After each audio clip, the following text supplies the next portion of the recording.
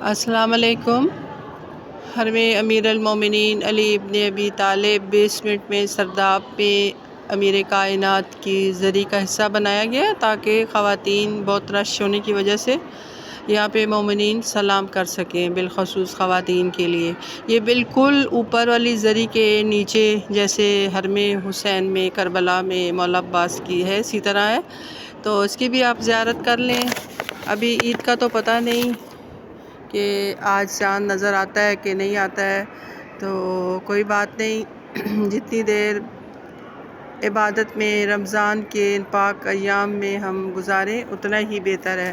آج میں تھوڑا سا انسان کی فضیلت کہ انسان کو اللہ نے اشرف المخلوقات بنا کے تو یہ ثابت کیا ہے حضرت آدم علیہ السلام کو سجدہ کروا کے، خاک سے بنا کے، وہ کیا تھا کہ ابو تراب علی ابن ابی طالب کی شان کو بلند کرنے کے لیے کہ انسان کو اشرف المخلوقات بنایا اور حضرت آدم علیہ السلام کے آگے کل مخلوقات کو سر بسجود ہونے کا حکم دیا، جس میں سے شیطان جو ہے اس نے انکار کیا تکبر میں، غرور میں، کہ اللہ تو نے مجھے آگ سے بنایا اور آدم کو تو نے مٹی سے بنایا۔ تو جو شیطان ہے یہ جنات میں سے تھا، اس نے اتنی عبادت کی کہ پروردگار عالم نے اس کو زمین سے اٹھا کے بلندیوں پہ لے کے گیا اور عرش میں فرشتوں کے ساتھ وہ مقام دیا کہ ہر وقت سر بسجود سجدے میں رہنا۔ اس سے ہمیں، لیکن جب اللہ کی اطاعت کا، اللہ کا حکم ماننے کا آیا تو اس نے اپنی عبادت پہ ناز کیا، اپنی عبادت کو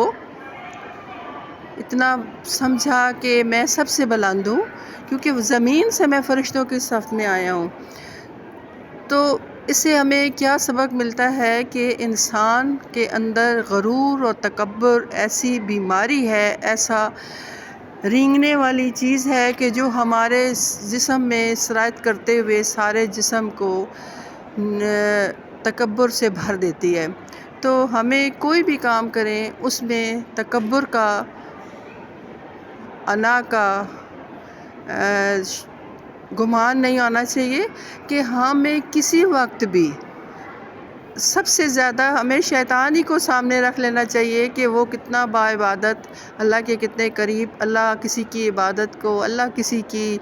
نیکی کو، اللہ کسی کے اجر و ثواب کو ضائع نہیں کرتا۔ اسی لیے تو وہ کہہ رہا ہے کہ میرے سے تجارت کرو، میرے سے نفع ہی نفع پاؤ گے اور پھر میں تمہیں اتنی بلندیوں پہ لے جاؤں گا۔ لیکن ہر انسان وہ بلندی سنبھال نہیں سکتا۔ یہ دعا کرنی چاہیے امیر کائنات کے پاس کھڑے ہو کے میں آپ سے بات کر رہی ہوں، تو ہمیں اپنے آپ کو ان ایام کے صدقے میں یہ فخر کرنا چاہیے کہ اللہ نے ہمیں اشرف المخلوقات بنایا اور ہماری روحوں نے ولائے علی کا اقرار کیا اور پھر ہمیں شیعان علی بنا کے سادات کے گھر میں پیدا کیا، شیعان علی کے گھر میں پیدا کیا۔ احسان علی ہے کہ جب علی کی تلوار چلتی تھی تو وہ کچھ سروں کو چھوڑ دیتی تھی، تو مالک بن اشتر کہتے تھے کہ مولا آپ کی تلوار جو ہے وہ کچھ سروں کو چھوڑتے ہوئے چلتی ہے۔ تو میرے مولا فرماتے تھے کہ اے مالک بن اشتر، تمہیں نہیں پتہ، علی جانتا ہے کہ ان کی کسی نسل میں کوئی ایسا شیعان علی پیدا ہوگا، چاہے وہ کون سی نسل ہوگی، وہ تو علی کو پتہ تھا، تو اس میں ایک شیعان علی پیدا ہوگا، تو اس لیے اس کا سر چھوڑا جا رہا ہے۔ تو جو بھی سادات کے علاوہ ہیں، شیعان علی ہیں، حیدر کرار ہیں، تو زیادہ ذمہ داری سادات پہ بنتی ہے کیونکہ یہ ہمارے گھر کی وراثت ہے، ہمارے گھر کا ایک طرز طریقہ ہے کہ ہمیں اسی طرح اپنے رسول، جس طرح ہمارے رسول نانا رسول خدا صلی اللہ علیہ وآلہ وسلم اللہم صلی علی محمد وآل محمد نے اپنی امت کے لیے، اپنے خدا کی مخلوق کے لیے، وہ چاہے کسی بھی مذہب سے تعلق رکھتے ہیں، ہمیں اس طرح ہمارے میں جھلک نظر آنی چاہیے کہ ہم اولاد زہرا، شیعہ اولاد علی، اولاد حسین ہیں، کیونکہ ہماری نسل کربلا کے بعد چلی جناب سیدہ کی، جو کہ امام مہدی تک انشاءاللہ ہم سب مولا کے سپاہی اور مولا ہمیں اپنے لشکر میں شامل کریں۔ تو میں آپ کے اشرف المخلوقات ہونے پہ آپ کو ایک واقعہ جو بزبان رسول خدا امیر کائنات سے فرمایا گیا کہ اے علی، جبرائیل امین نے مجھ سے کہا کہ میں اگر فرشتہ نہ ہوتا، کیونکہ جبرائیل علیہ السلام تو اللہ کے سب سے پسندیدہ محبوب فرشتے، آل بیت کے پسندیدہ، علی کے شاگرد، وہ کہہ رہے ہیں کہ کاش میں اشرف المخلوقات ہوتا اور وہ 7 خوبیاں جو کہ انسان کرتا ہے اور اس کا وہ اجر عظیم پاتا ہے، تو میں وہ انجام دیتا۔ تو امیر کائنات نے کہا کہ وہ کون سی خوبیاں تھیں جو جبرائیل امین نے خواہش ظاہر کی کہ اگر میں فرشتہ نہ ہوتا، اشرف المخلوقات ہوتا، تو وہ میں اجر و ثواب پا سکتا۔ تو اس میں سب سے پہلی تھی کہ میں سب سے پہلے علماء کی صحبت میں بیٹھتا۔ دوسرا یہ کہ اللہ نے اس کا اتنا اجر و ثواب عطا کیا بعمل علماء۔ اس کے بعد اگر کوئی مریض ہوتا تو اس کی عیادت کے لیے جاتا۔ نمبر 3، اگر کوئی آپس میں ناراض ہے تو میں ان میں صلح کرواتا، کیونکہ رسولوں نبیوں کو ساحلین، جیسے ہم مسجد سیلہ میں جاتے ہیں نا، تو وہ جگہ ہے جہاں پہ ہم نماز پڑھتے ہیں، مقام انبیاء سائلین، تو وہ ہے کہ صلح کروانے والے، تو اس کا کتنا اجر و ثواب ہے۔ اور دوسرا فرماتے ہیں کہ یتیموں کا خیال رکھتا۔ ایک تو یتیم وہ بھی ہے جس کے ماں باپ نہیں ہیں، اور دوسرا یہ ہے کہ جو علم و ادب سے، انسانیت سے خالی ہیں، وہ بھی یتیم ہی ہیں، کیونکہ جب ان کو معرفت خدا، معرفت رسول، معرفت انبیاء نہیں ہوگی تو وہ بھی اپنی یتیمی کی زندگی گزار رہے ہوتے ہیں۔ اس کے علاوہ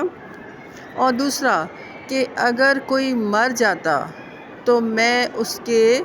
جنازے میں شامل ہوتا کہ اس کا کتنا اجر و ثواب ہے۔ اس کے بعد جبرائیل امین فرماتے ہیں کہ اے رسول، میں باجماعت نماز ادا کرتا، کیونکہ باجماعت نماز ادا کرنے کا 1 رکعت کا ثواب 1000 رکعتوں سے زیادہ افضل ہے۔ تو آج ہم اپنے دل و دماغ سے سوچیں، بات کریں، اپنے سے بات کرنی ہم نے کیا کریں، اپنے سے بھی بات کرنی چھوڑ دی ہے کہ ہم کس طرف جا رہے ہیں۔ تو کتنی ہم نے باجماعت نماز پڑھی ہے۔ تو الحمدللہ یہاں پہ تو پورا انتظام ہوتا ہے، خواتین کا بھی، مرد حضرات کے لیے بھی۔ تو پاکستان میں بالخصوص میرا آپ جوانوں سے یہ ہے، کیونکہ پاکستان کو بہت ضرورت ہے کسی ایسے بندے کی جو کہ ان کو یہ باتیں بتائے۔ ممبروں سے بھی یہ باتیں نہیں بتائی جاتی، صرف اور صرف فضائل علی جو ہیں، وہ اصل میں فضائل علی یہ ہیں کہ آپ ہم بتائیں کہ علی ہم سے کیا ڈیمانڈ کر رہے ہیں، علی نے کیا کیا، رسول نے کیا کیا، حسین نے کیا کیا۔ تو میری آپ سب بچوں سے، بڑوں سے، بوڑھوں سے، کیونکہ ہر بندے نے اپنی ذمہ داریاں چھوڑ دی ہیں، تو اور اجر و ثواب بکھرا پڑا ہے، اللہ نے ہمارے لیے ایسے بکھیر کے رکھا ہوا ہے، ایسے تسبیح کے دانے ہوتے ہیں، لیکن ہمارا دھیان اس طرف نہیں جا رہا۔ تو انسان کا کمال ہنر یہی ہے کہ جب دنیا سے گزر جائے لیکن دنیا کی گرد اس کے دامن کو میلا نہ کر سکے۔ جیسے نیند کو موت کی بہن کہا گیا ہے، تو ایسے ہی نہ ہونا کہ ہم دنیا میں آئے ہیں تو جو نیند کی بہن ہے اسی کے ساتھ سوئے رہیں، جاگتے ہوئے بھی ہم سوئے ہوئے ہیں۔ جاگتے ہوئے بھی سونا یہ بھی ہمارے لیے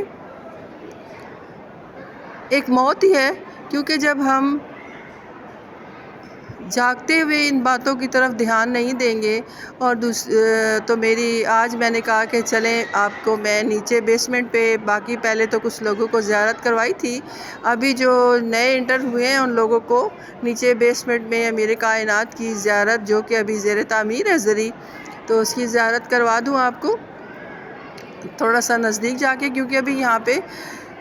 قرآن کی محفل ہوتی ہے خواتین کی، تو آپ بھی آج ابھی شروع نہیں ہوئی تو میں نے کہا کہ میں آپ کو اس کی تھوڑی سی زیارت کرا دوں۔